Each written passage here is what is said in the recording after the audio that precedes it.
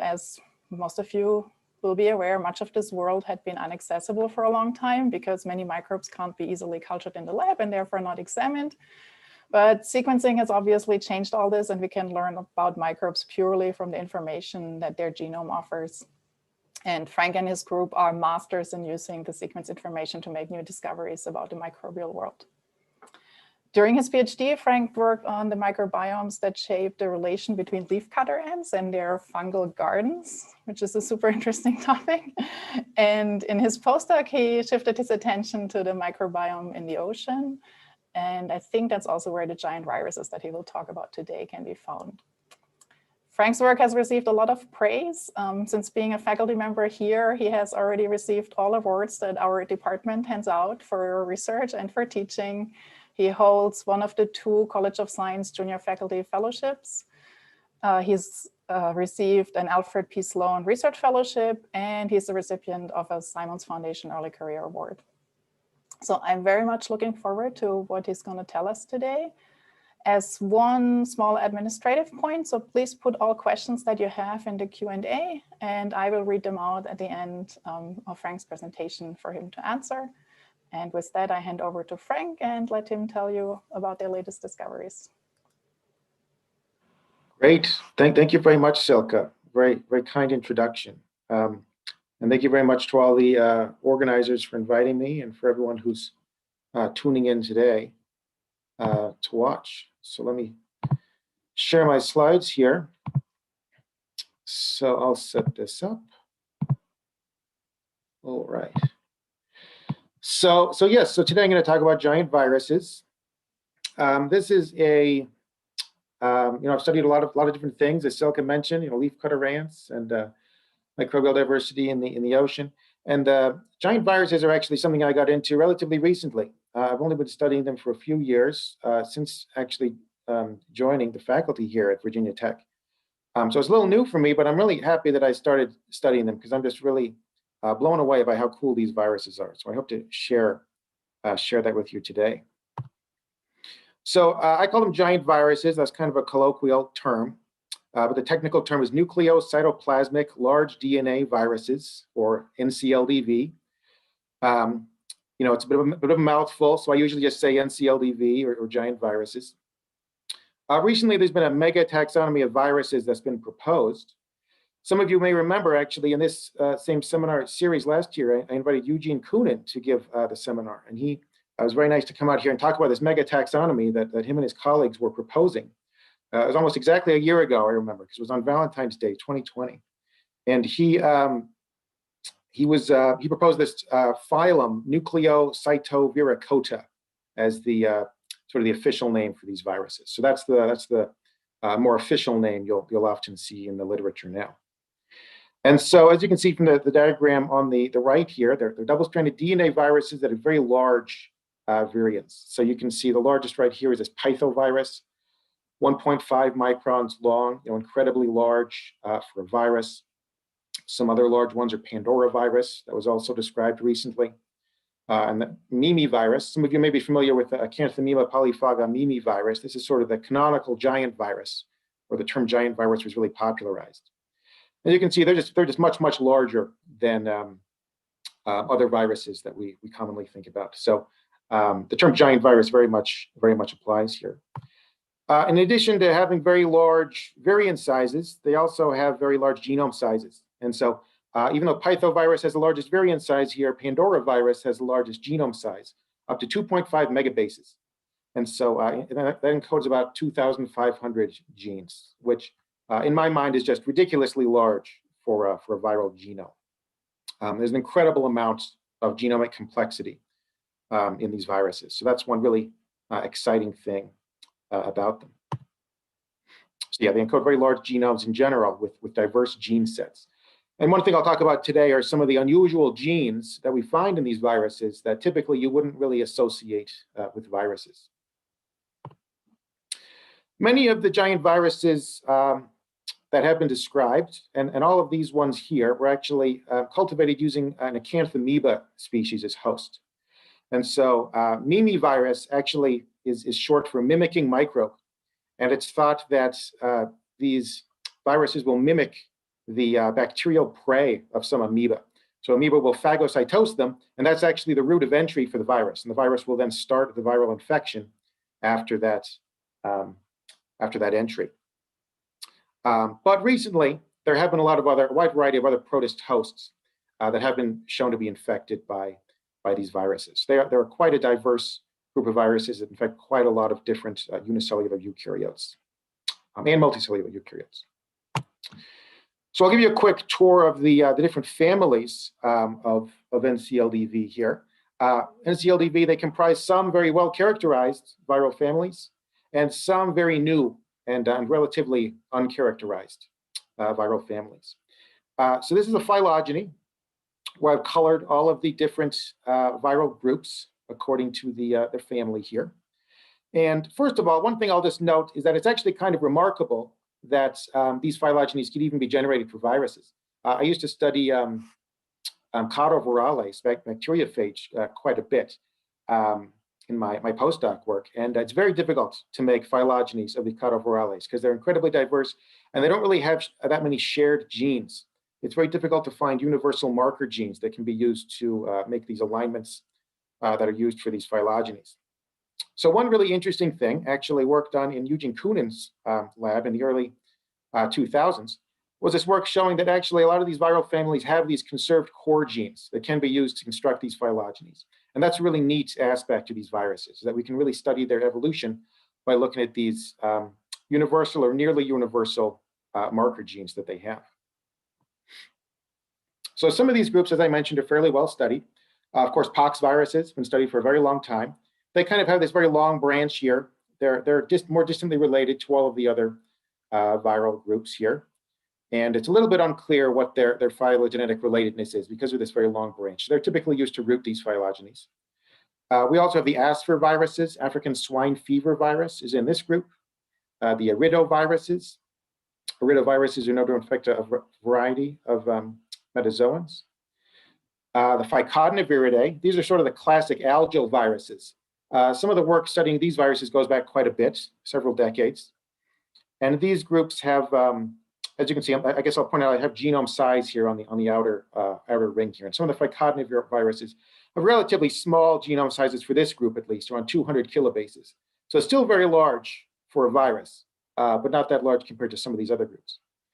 And then in 2003, that's when the Mimiviruses were discovered with the first canonical Acanthaomeba polyphaga Mimivirus. And as I mentioned, that's sort of when this term giant virus really became popularized.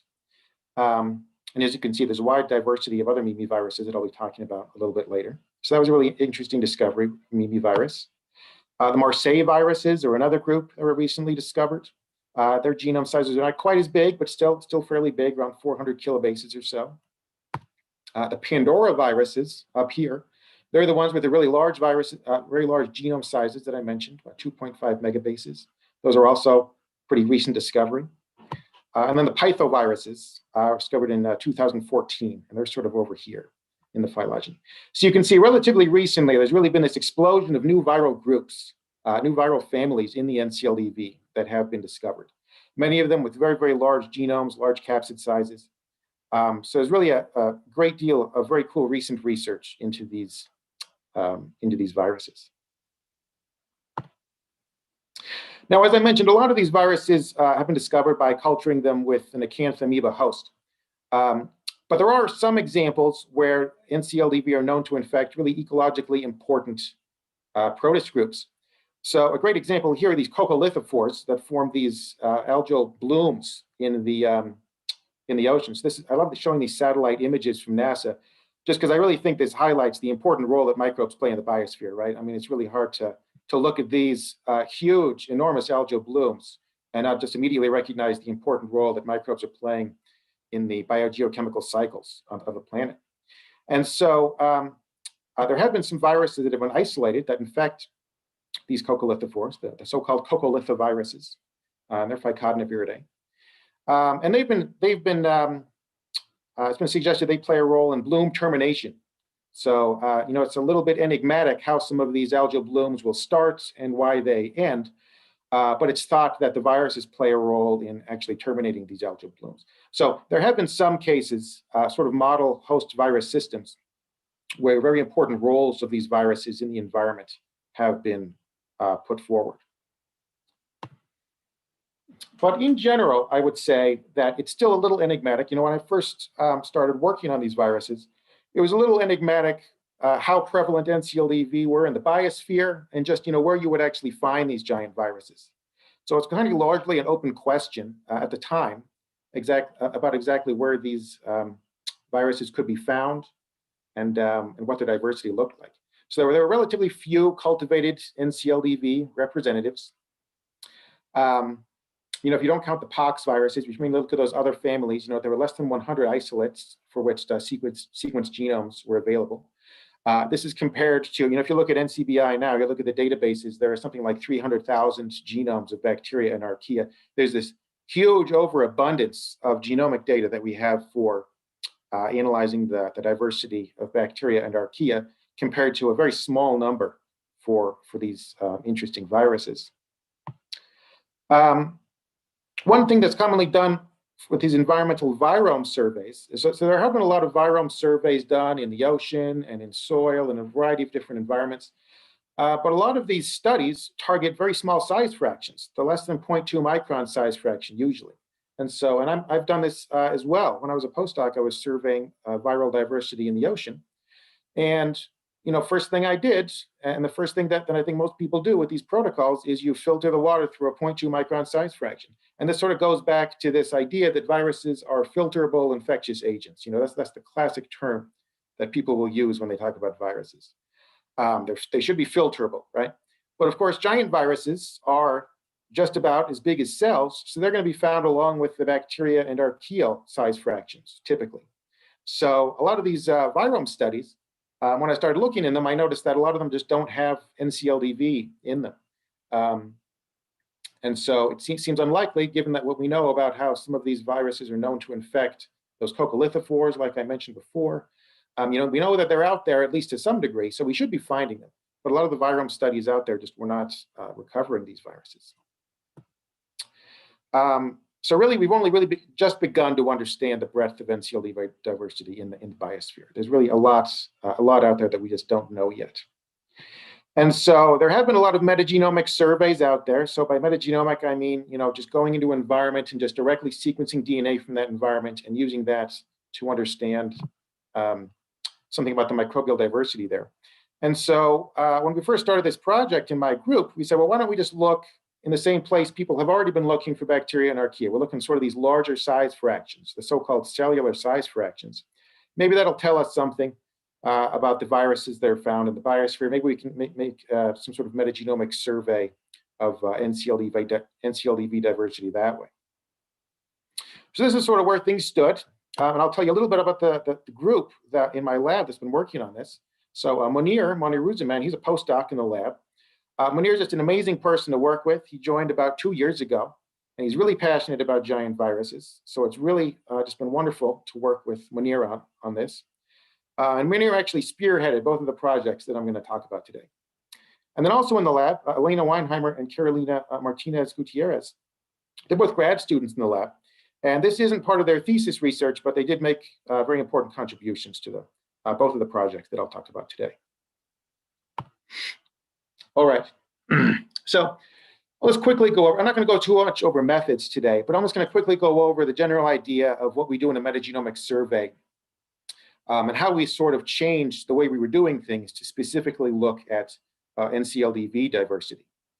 So typically in a metagenomic survey, you start with a mixed community, and this could be anything. It could be a human microbiome sample, it could be seawater, it could be soil, it could be anything.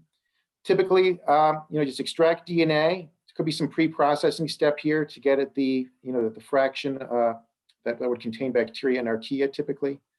And then you'll extract DNA from that and typically do some kind of shotgun sequencing.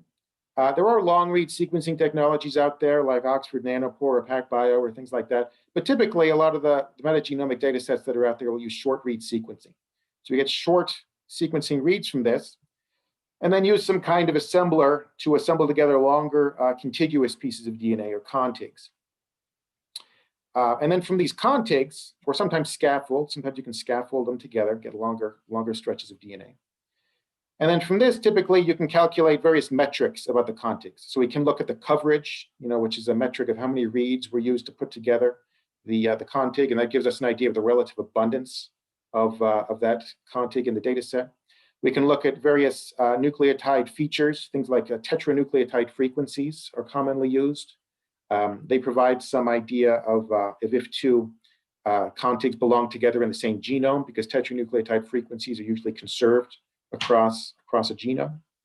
And so usually all of these nucleotide features, things like coverage and nucleotide features, can be used to bind the contigs together, and we can create draft genomes this way. So this has really been used quite extensively for bacteria and archaea. There are lots of various bioinformatic tools out there that can be used to do this quite reliably. And so typically, there's one tool out there called Check'em, where you give it you'll give it the bins, and it'll tell you what the estimated completeness is. Sometimes you might only be able to assemble 50% of a genome. Sometimes you might be able to assemble 90% of the genome, or nearly 100%. And then there's also tools out there like the Genome Taxonomy Database, which can be used to tell you what the taxonomy of that genome is, what group it belongs to. So in principle, what I thought was interesting about this when I was going over this with Munir initially, is that in principle, there's nothing here really specific to bacteria and archaea, except at the very last step, sort of this quality checking step. But this whole process of extracting the DNA and sequencing it, and these nucleotide, analyzing these nucleotide features, all of this is just specific to DNA. You can do this for anything, really. It could work just as well for a virus. So there's no reason why we shouldn't be able to use a very similar workflow to look for viruses, actually. But what we really need are new methods at the end here to sort of screen for the NCLDV MAG, so metagenome assembled genomes in this case. So if we just sort of switch things up and we specifically look for NCLDV, what we really need are to look for certain genes that we would expect to find in NCLDV, so we can screen out the bins that actually belong to these giant viruses. So there are certain highly conserved marker genes. These are actually the same marker genes that I used when I made that tree I showed you earlier.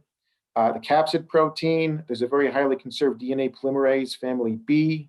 There's a packaging ATPase that's used to actually package the DNA. There's a highly conserved helicase and also a highly conserved transcription factor, this VLTF3 transcription factor. So we just use these to screen through, we can use these to screen through bins to actually find NCLDV genomes and metagenomic data this way. And you can also look for the absence of certain things. You wouldn't expect to find ribosomal proteins in a virus genome, for example. So you can also look for what you would expect to not find. And we also did this as sort of a quality check. So now, so overall, we developed this workflow, and we wanted to find various metagenomes that we could use to sort of survey NCLDV diversity this way. And we thought it would be good to use this data from this previous study. There's this really nice Nature Microbiology study out there that's looked at over 1,500 metagenomes. And they were specifically looking for bacteria and archaea here. And we thought it was kind of clever because these authors have already shown that these data sets are really good at analyzing the diversity for bacteria and archaea. And if we're correct, and we suspect that giant viruses are found along with the bacteria and archaea because they're about the same size, then these data sets should be just as good for looking at giant virus diversity. So we ended up using this data set here. The metagenomes are from diverse environments, a variety of soil samples, variety of freshwater and marine samples, host-associated metagenomes from the human microbiome and other vertebrate microbiomes. There's some engineered systems. So for example, wastewater treatment plants. There are a lot of metagenomes of wastewater treatment plants as well. A variety of other systems. So we sort of took an environmental agnostic approach up front, just to look to see where we would find these viruses. We really had no idea where we would find these viruses in the environment, or if we would find them even. So these data sets are really perfect for sort of testing this new NCLDV binning methodology that we came up with. And so I'll just cut right to the results here, so I can share some of the results. It ended up working, and we ended up finding 500 new NCLDV metagenome assembled genomes. We ended up only looking at the ones that we were confident were fairly complete, that 4 to 5 of the marker genes before that I mentioned. And this is nice because we can actually put them into a phylogeny, and we can really analyze the diversity of the viruses that way using phylogenetic methods. So it ended up working pretty well. And so here's what the results look like. This is actually the same phylogeny I showed earlier. I was kind of alluding to this earlier. You can see right away, a lot of these viruses are Mimiviruses. We found quite a lot of Mimiviruses and quite a lot of Phycodinaviruses. The phylogeny here contains the 501 metagenome assembled genomes, as well as some reference genomes. There are about 100 reference genomes that we also put in here.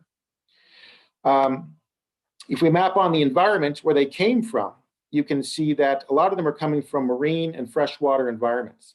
So even though we analyzed quite a lot of host-associated metagenomes and quite a lot of soil and engineered systems, we were primarily finding these viruses in marine and aquatic systems, marine and freshwater systems. And one thing I'll point out is that the gray marks here are sort of the references. So these are sequences that are available in NCBI. These are reference genomes that were already available at the time when we did this study. And you can see that there are just large swaths of diversity here where there are very few references. And so this is kind of similar to what people often find with bacterial and archaeal diversity. You know, there are whole phyla of bacteria and archaea where there are just no cultivated representatives. It's very difficult to cultivate many of these groups. And so the same is true for viruses. There's large swaths of diversity here where we have maybe one or just a few cultivated representatives. And actually some of these references, I call them references because they were already available at the time, but some of the references are actually derived from metagenomes themselves. So actually in this case, these two genomes are actually, they're not even isolate genomes, they're metagenome assembled genomes. So these don't necessarily represent viruses that we can go and work with in the lab per se. So yes, so we're finding quite a lot of diversity, primarily the Mimiviridae and these Phycodinaviridae groups, and a lot of new clades that are not necessarily represented with viruses that have been isolated. Overall, I will say that I was surprised at the remarkable diversity of the Mimiviridae. You know, these are sort of the canonical giant viruses that were first discovered with Acanthaomeba polyphaga Mimivirus. So that would be over here. That's one of the references over here. But I was just surprised at this huge diversity of other Mimiviridae that are out there in marine and freshwater environments in particular. And another thing I'll just point out here is that these Phycodinaviridae here, typically the Phycodinaviridae were all sort of grouped together into one, but actually what we found is that they're probably two different groups. So we call this one the late branching Phycodinaviridae because it branches a little bit later. It's a sister group to the Mimiviruses. And we call this one the early branching Phycodinaviridae. And the early branching Phycodinaviridae has those Pandora viruses that I mentioned earlier. So that's just a sort of a side note, but historically they've just been referred to as one group, but it looks like they're two distinct groups. So after we did this, we did what I call what I call the Wosean approach to understanding NCLDV diversity. So I'm a big Carl Woese fan, of course. So Carl Woese pioneered the use of the 16S rRNA gene for the phylogenetic analysis of bacteria and archaea. And in Carl Woese's writing, he was a big proponent of always putting everything in a phylogenetic context, always putting microbial diversity in a phylogenetic context, and sort of, always comparing clades and looking at how various microbial traits evolved in the tree of life. And so I said, okay, well, we have this huge diversity of Mimiviruses. It doesn't really make sense to just refer to them all as one group of Mimiviruses because there's probably quite a bit of variability here. So at least the first thing we can do is just define some major clades here. And we had a systematic way of doing this, such that each clade here represents about as much branch length, about as much phylogenetic diversity here. So some clades are still bigger than others, but they contain about as much phylogenetic diversity as the other clades. And so yeah, we ended up defining about 10 clades of Mimiviruses, about 4 major clades of these Phycodinaviruses here. And now we can sort of look at the clades and sort of examine, all right, well, what references are in these clades? What hosts are they possibly infecting? And what genomic traits are conserved in these clades? So for example, we have this Phycodinaviridae clade 1. This is a group that contains prosinoviruses. So these are viruses with relatively small genomes that infect marine eukaryotes like Ostriococcus and Micromonas, and cosmopolitan eukaryotic phytoplankton like that. There are other groups out here like Mimivirus clade 16. This is the classic Acanthaomeba polyphaga Mimivirus clade. So there are a lot of reference genomes here with isolates. These typically have very large genomes, over a megabase in size, and they contain diverse metabolic genes, very interesting metabolic genes you don't typically see in viruses. I'll talk a little bit about. And then here's another Mimivirus clade 1, which seemed to be particularly abundant in the ocean, especially the pelagic ocean. In the middle of the ocean, you'll find a lot of these Mimiviruses out there, which we thought was a little unexpected. So using this clade-based approach, we can start to get at the diversity of these viruses a little bit more systematically, I think. So this is sort of what we use going forward. So one thing we were interested in is looking at, well, what's the coding potential of these genomes? What exactly are the genes that they have, and what processes are they encoding for? So I'm showing sort of a broad overview of the different clades here, and I'm looking at various different broad cellular processes here. And as you can see, so cellular processes, some of these processes you wouldn't necessarily expect to see in a virus per se. So there are some broad functional categories we'd expect to find, things like replication, transcription. These are very well characterized in these viruses. We would expect to find genes for these. So that kind of makes sense.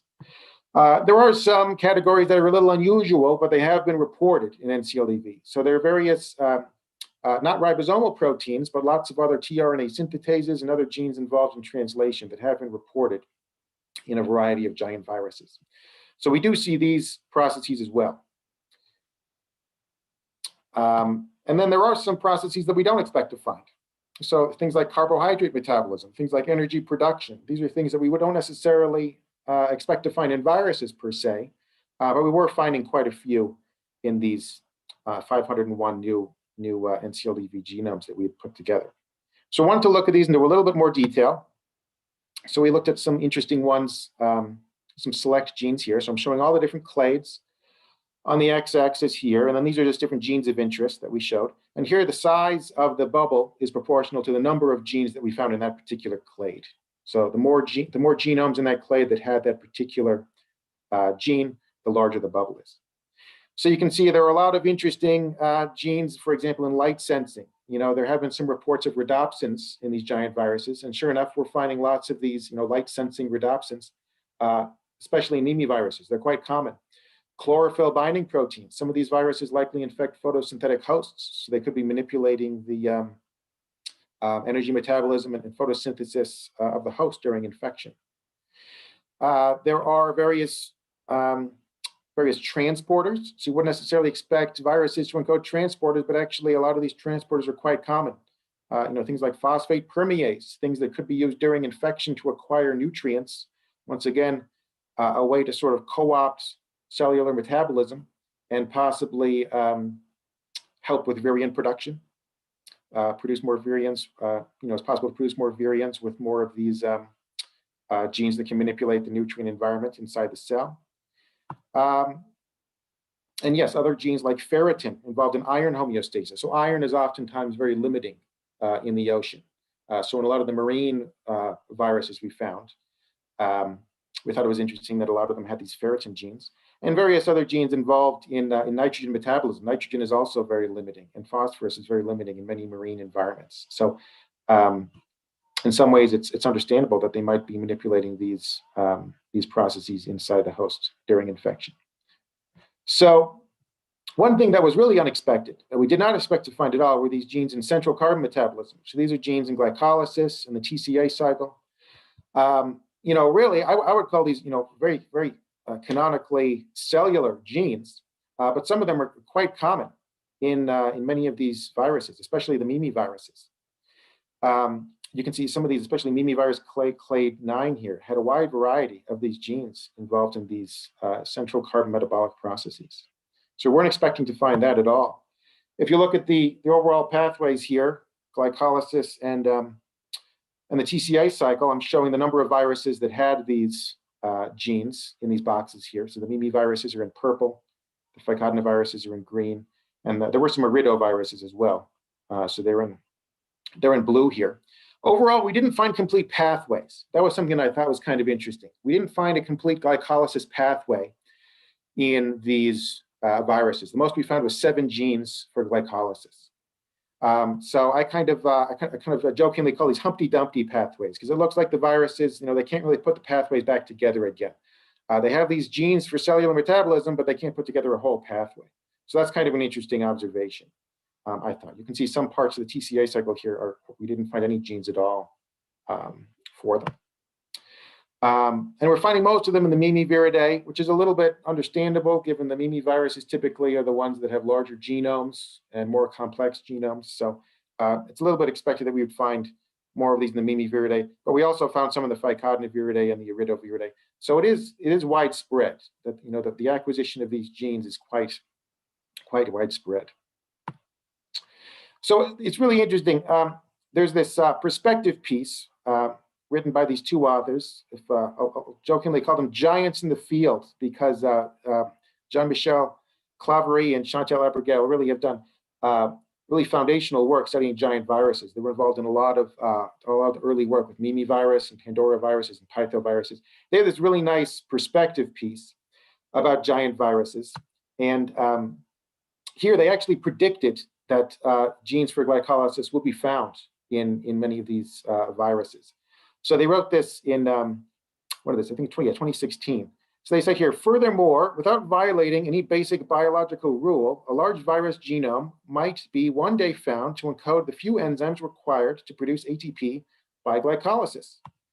For instance, some viruses could be found to encode a minimal ATP producing pathway, such as glycolysis, to transiently boost the energy available in his host, hence enhancing their own fitness. So they kind of, they really predicted these findings. We didn't find a full pathway, but we did find a lot of these genes that they were talking about. So I just always like to mention this because I think it's interesting just how diverse these viruses are.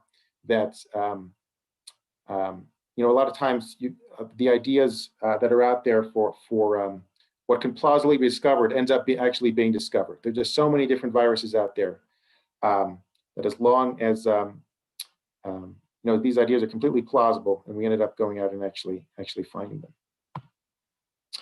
So they've already predicted these findings all the way back in 2016. So now, when we look at the phylogeny of these genes, so I'm just showing a few phylogenies here of some of these interesting metabolic genes that we found. We wanted to know if these genes had recently been acquired by the hosts, or if they had been present in viral lineages for a long period of time. And overall, so here what you can see here is that overall the finding was that the viral genes all tended to cluster together. Sometimes we found multiple different groups of viral genes, suggesting multiple separate acquisitions of these genes from different cellular lineages, from different hosts.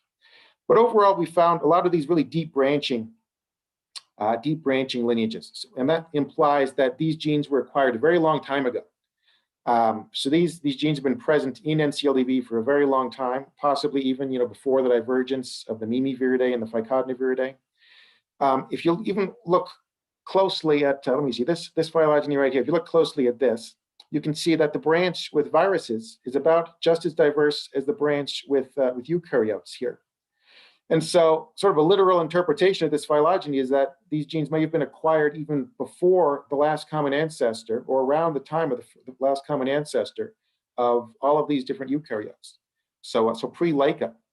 So that's really exciting in my mind, because it implies that these are really ancient metabolic genes that have been present in these viruses for a very, very long time. So some people will say that these viruses, they just sort of they're just co-opting cellular genes. They just recently acquired the cellular genes and they're using it during infection. But in this case, it seems like these genes were acquired by viruses a very long time ago. So they're, I would say they're really viral metabolic genes, not necessarily cellular metabolic genes that viruses just happen to be using per se. So what is the role of these genes? These interesting metabolic genes, what are they actually doing during infection? Well, one possibility is that there's this well-characterized phenomenon of host shutdown. So when a virus infects the host metabolism kind of starts to shut down. And if a lot of energy is needed for virion production, this may inhibit the viral infection cycle. So having these viral metabolic genes may help to sort of boost cellular metabolism during infection, kind of like what was mentioned in that perspective piece by Claverie and Abergel. So yes, and so in this view, you can sort of think of viruses as having some semblance of metabolic independence from the host in some way. Another possibility, and this is actually an idea that colleague Bonnie Hurwitz came up with. I always give her credit because I didn't come up with this idea. She mentioned it, and I think it's really cool. This idea that maybe it's not really linked to energy production so much. It's just that, well, host pathways are shutting down. If some pathways shut down partially, it can create a lot of oxidative stress. And so oxidative stress can actually harm virion production. So maybe it's not so much about energy generation per se as it is about just preventing oxidative stress from damaging the virions. And these two hypotheses are not necessarily mutually exclusive. They both could be playing a role. I do think it's interesting that there was this nice preprint that came out in 2020. So after our paper came out, Bernard Lascola looked in one of his Pandora viruses that he had in culture, and he actually found some of these TCA cycle genes there, and they actually tested them. And they found that they actually did have the expected activity. So one might wonder, if you look at these deep branching clades of enzymes, you might wonder, well, I wonder if these enzymes really have the same activity as is predicted from their cellular homologs. They actually found that it does seem that that is the case, at least in some cases. So the predictions of what these enzymes are doing does seem to hold up, although it's still a little bit unclear about how that actually plays out during an infection. So overall, the presence of these diverse metabolic genes underscores this concept of viral cell metabolism. This is an idea that Patrick Forterra came up with a number of years ago. This idea that when a virus infects the cell, it fundamentally transforms the physiology of the cell such that the physiology is oriented more towards virion production and not so much growth. And so the general idea here is just it underscores the extent to which viruses will manipulate the physiology of the host during infection. And so there's a nice review here, published a few years ago, that sort of illustrates this. And so here you can kind of imagine the metabolic state of hosts and viruses sort of in this multidimensional space. So the hosts and viruses, of course, very different independently. But then when you put them both together, you get something that's fundamentally different. And so this is the viral cell. And another way of visualizing this is you can imagine metabolism in a virus cell as being a combination of the host and the virus, as well as the environmental factors at play here. So, so in effect, understanding the viral cell metabolism can be really important for understanding the physiology of these of the hosts in the environment. So going back to this image I showed earlier, you can sort of really see the immense magnitude of these algal blooms in the ocean. It turns out a lot of these cells are likely infected by viruses at any given time. There have been some studies out there that have looked at algal blooms and found that about 30% of the cells in some of these blooms can be infected by a single virus, just by one virus. And so there are likely multiple different viruses in a bloom at any given time. So it's possible that the majority of the cells there are actually viral cells in the sense that their physiology is being manipulated by the viruses that are infecting them. And so I think this really has important implications for understanding biogeochemical dynamics then, because now we need to consider the sort of combined physiology of the hosts, how it's being manipulated by the viruses that are infecting them. So lots of implications here for broader biogeochemical dynamics. So there's one question that I've sort of been dancing around and I didn't really address with these new viruses that we found in this study, and that's what are the hosts, right? That's sort of a critical question that we need to address in order to really understand what these viruses are doing and what their broader role is in the environment. So going back to these clades, you can look at these clades and say, we can look at genomic features and we can look at what interesting genes they might encode, but really we'd like to know what they're possibly infecting. Sometimes we can get an idea of that based on what hosts have been cultivated. I'm sorry, what viruses have been cultivated in a known host. So here, for example, we know that these viruses will infect amoeba. Whether or not they're always infecting amoeba in the Acanthaomeba, whether or not they're always infecting Acanthaomeba in the environment is another question, but at least we know that they can infect Acanthaomeba. But for a lot of these other uncultivated viruses, we really don't know what they're infecting in the environment. So that's sort of a big question that we have here. So this is sort of a segue into the next project. When Munir first joined the lab, he kind of made this interesting observation. he was looking at a genome that had just been published, a viral genome that had just been published. And he just went on the NCBI blasts, as I'm sure many of us do in our daily analyses. And we sort of compared the gene to whatever references were available out there in the NCBI databases. And in this case, he was looking at a capsid protein. And as you would expect, a lot of the top hits were to other Mimiviruses. And so this was a Mimivirus he was looking at, and sure enough, it was hitting to lots of other Mimiviruses. But what was interesting is that a lot of the other hits that were coming up were to eukaryotic genomes. And in particular, this one green algae, Tetrabena socialis, kept coming up, which was a little peculiar. We thought it was a little weird that a lot of eukaryotic genomes are coming up in these blast hits, because eukaryotes really shouldn't be encoding capsid proteins. We wouldn't really expect that. So we're sort of asking, well, why is this pattern, why are we seeing this pattern? Well, we thought, well, maybe when the DNA was extracted for sequencing that particular genome, maybe a virus was infecting the host. And maybe the virus was sort of sequenced on accident. And that would actually be kind of cool because, as I mentioned, we don't know a lot about what the host virus pairings are like for a lot of the NCLDV diversity out there.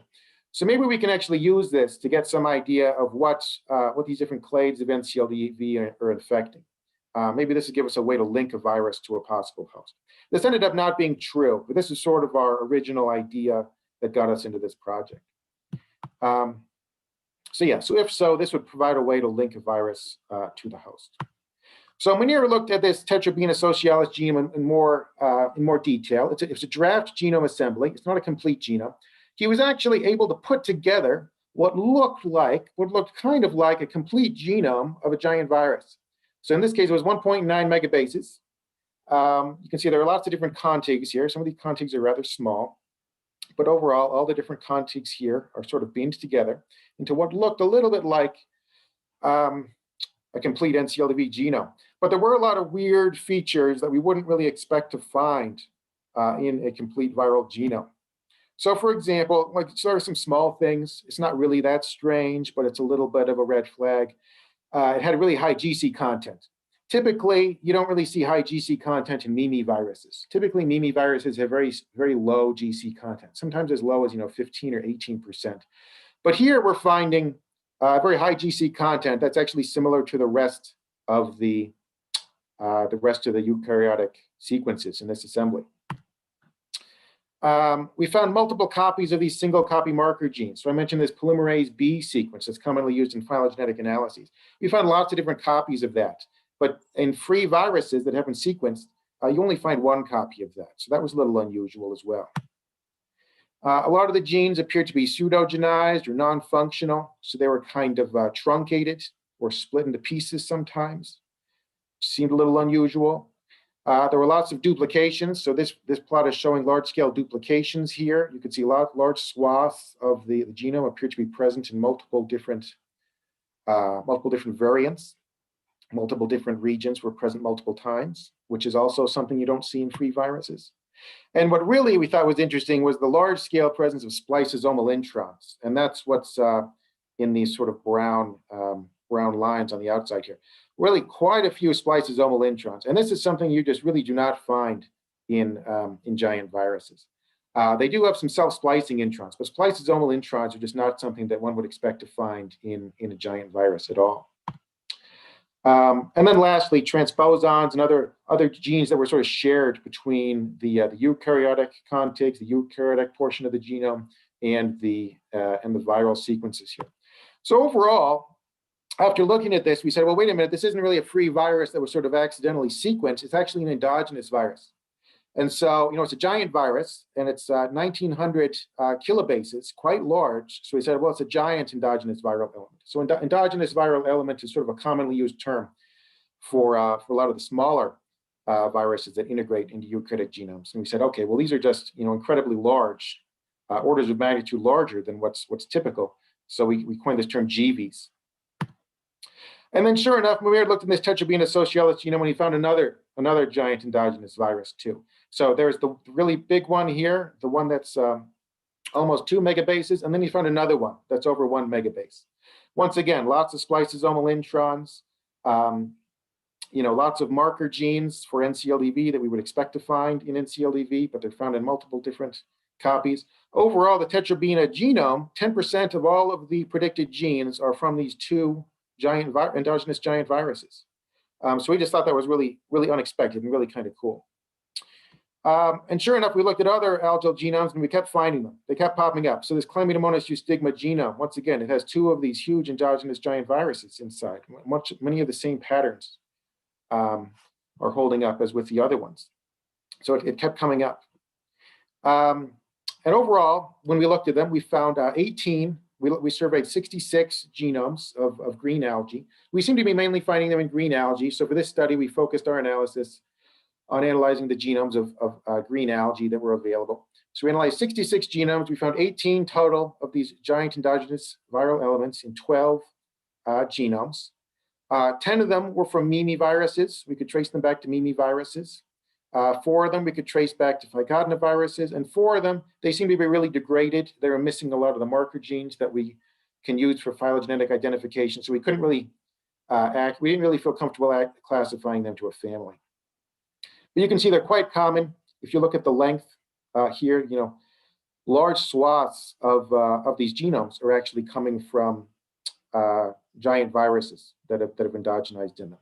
And if you look at these marker genes here, once again, we're finding most of the marker genes that we would expect to find, although in some cases, some of these markers have been lost, which is something that we would expect, given that these are very dynamic elements inside of a genome. So gene loss is going to be something that happens over time. And so in some cases, if you look closely at the chromosomes, or in this case, contigs, you can see exactly where these giant viruses endogenized into. So we came up with this tool, viral recall here, which just sort of shows how many genes in a particular region have similarity to NCLDV. So you can see this one region of this contig here really has this very high NCLDV signatures. At the same time, you can look at the tetranucleotide frequency deviation.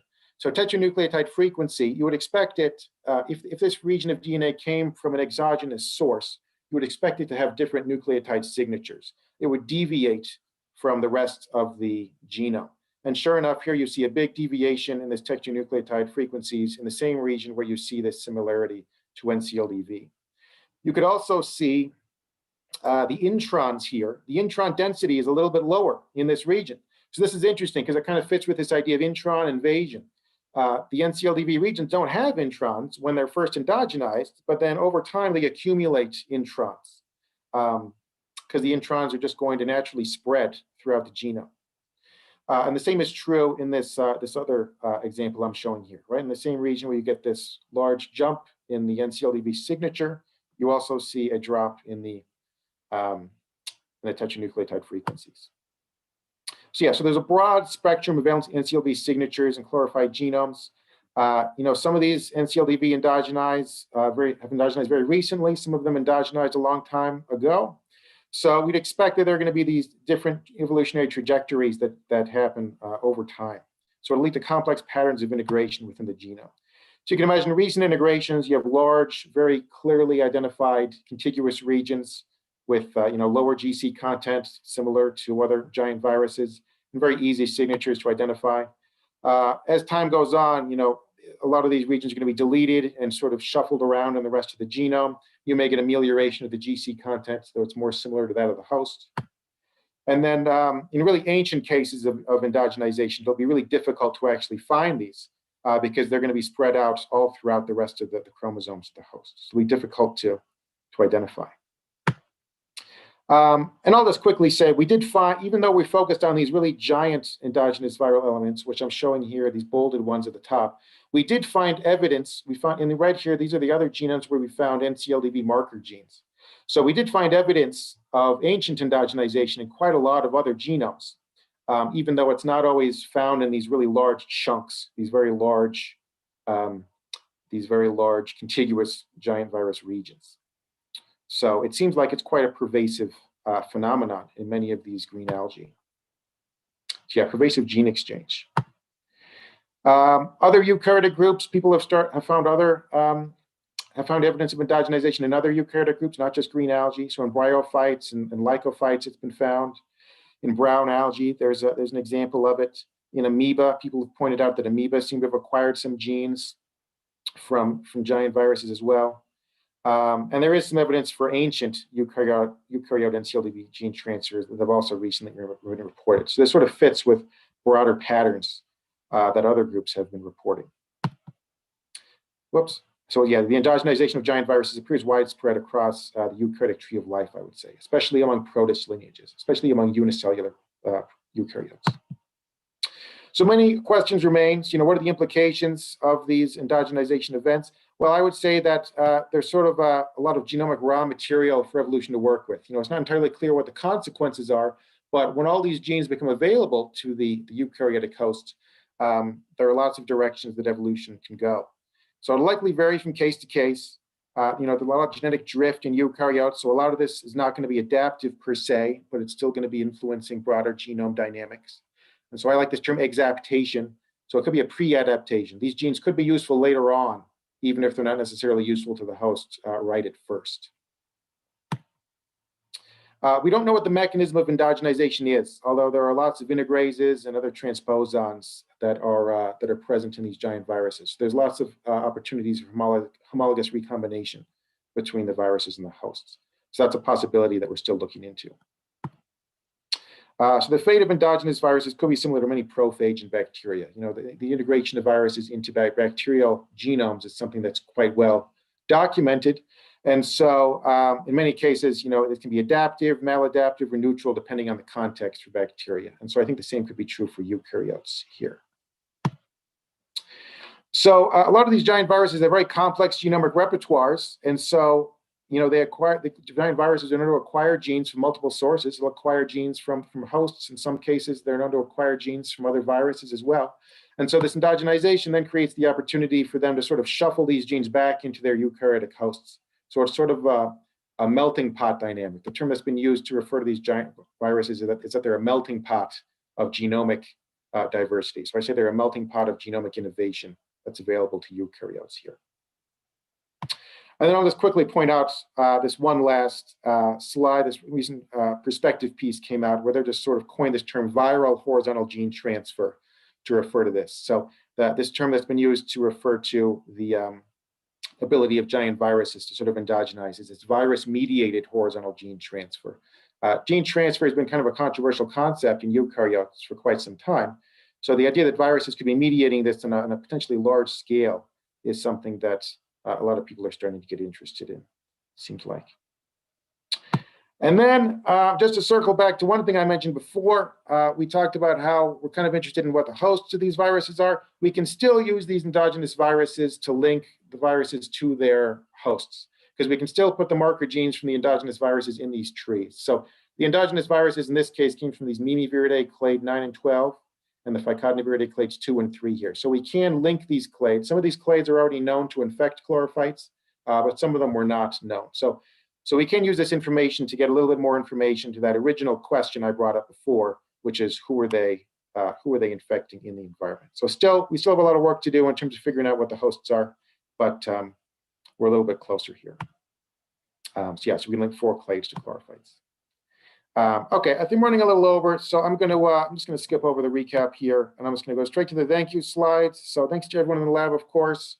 Munir, Elena, Carolina did a lot of work on this.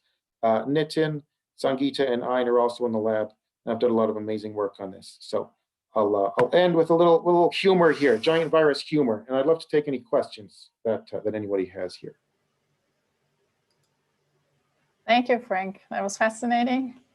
You had a very diverse audience, and the questions also come from all sorts of corners. All right.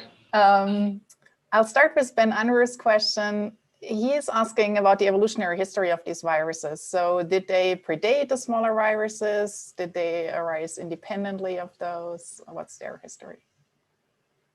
Yeah, it's a little mysterious. There has been some work, once again, from Eugene Koonen's group on viral origins. It seems like the large viruses originated from smaller viruses. So they're the Tectiviridae, sort of these smaller viral groups that have some homologous genes. So it's possible that the giant viruses evolved from them, although the exact dates of this are unclear. There are also a lot of these palintoviruses that have recently been found. Those are smaller eukaryotic DNA viruses that have some homologous sequences. And so it's thought that they may have also been sort of an early group to maybe branch off. So there are some ideas out there about how these viruses evolved from smaller viruses, certainly, but there's still quite a lot of mystery out there.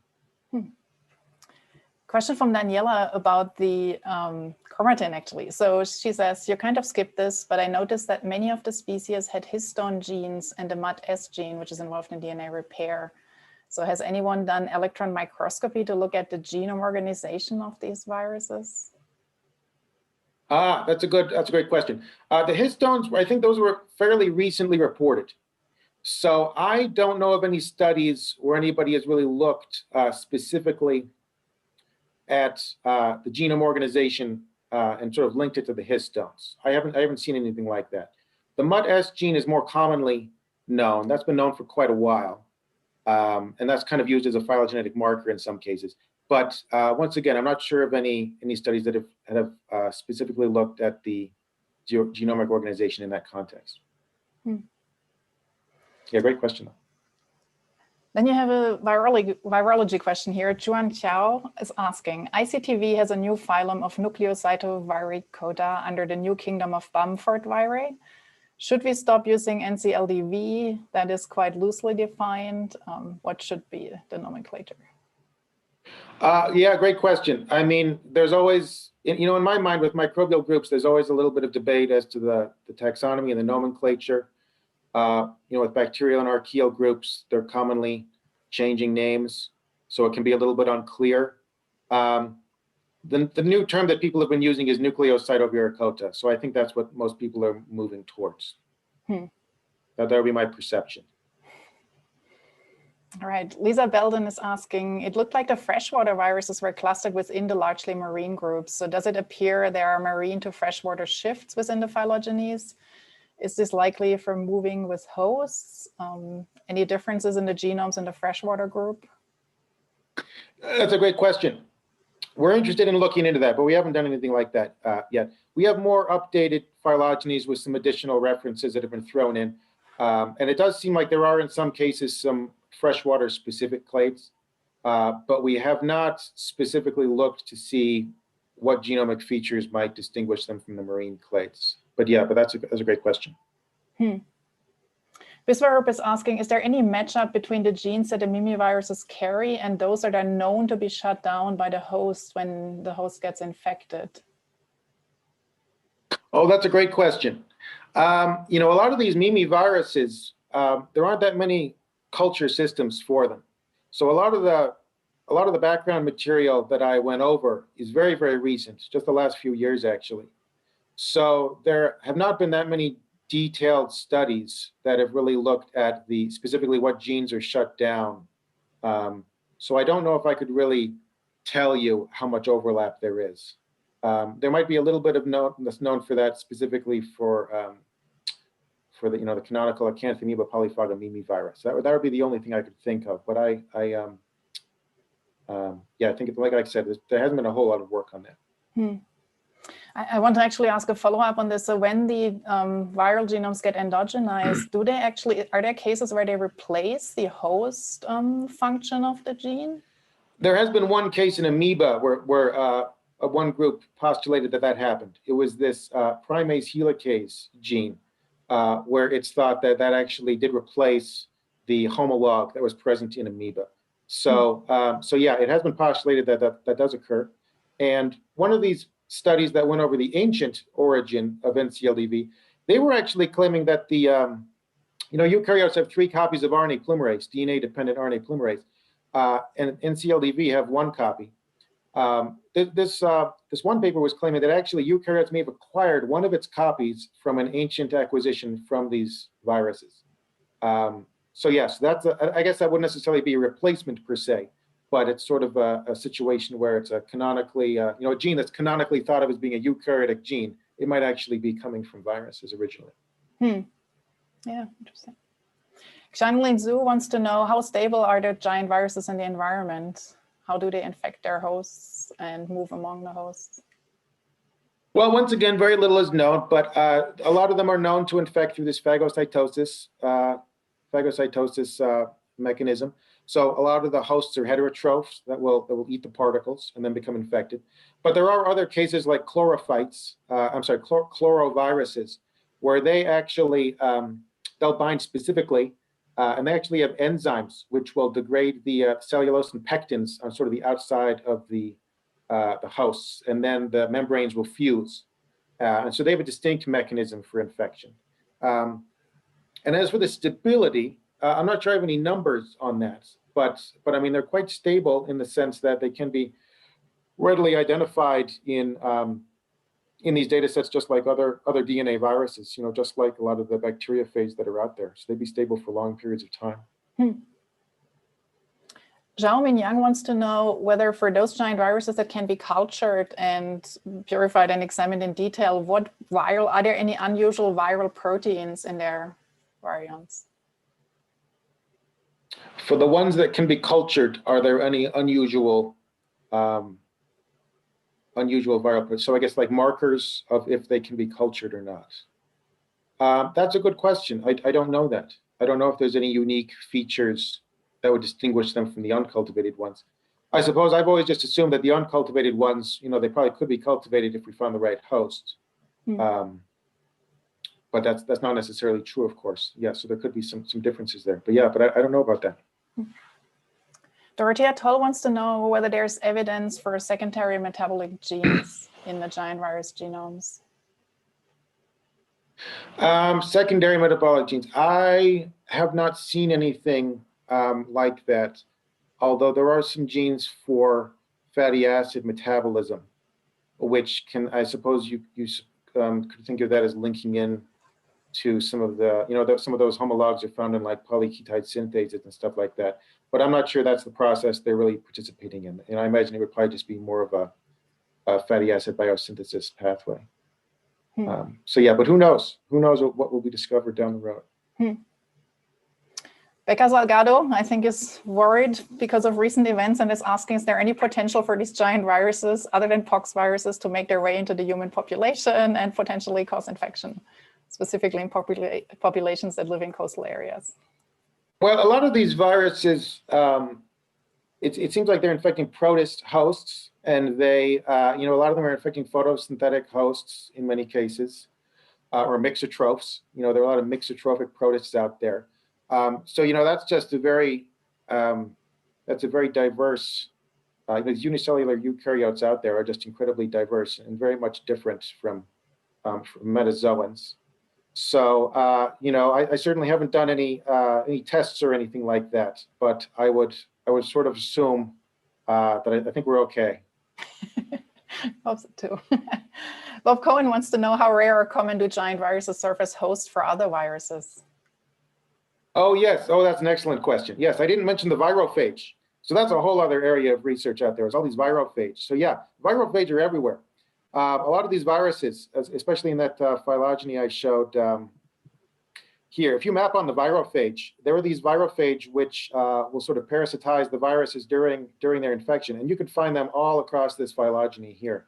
And I think there are even some in these phycodinavirus groups, although I'd say they're most commonly found in the Mimiviruses. So yeah, so that's another one of these recently budding fields of research, and yeah, they seem to be quite common. I would say they're extremely common. Biswara wants to know, looking at the homologs or the sources of the collected genes, can you estimate if and how frequently they jump hosts? Okay, that's a great question. So I guess one question is, what's the host specificity? So in some cases, I think these viruses can infect very different hosts, because especially if the mechanism of infection is phagocytosis, because you could have very distantly related hosts that are eating the viruses, and the virus could still start an active infection in that host. And there is some evidence for this in Mimivirus. Mimivirus will in some case infect some distantly related hosts. So, so yeah, it could be that the viruses are already infecting a broad range of hosts. But yes, but for those that have very specific host specificity, yeah, I don't know how often you would expect to see the host shift. That's a good question. All right. I mean, I think we slowly have to come to an end here. We're already going a little bit over time, and some of us need to go to other Zoom meetings. So that was a very interesting discussion session. There are still a few questions that have not been answered. So I ask you to just get in touch with Frank and ask in person and discuss more. Thanks a lot, Frank. That was a really cool seminar. Thanks everyone very much. And thanks, Silke.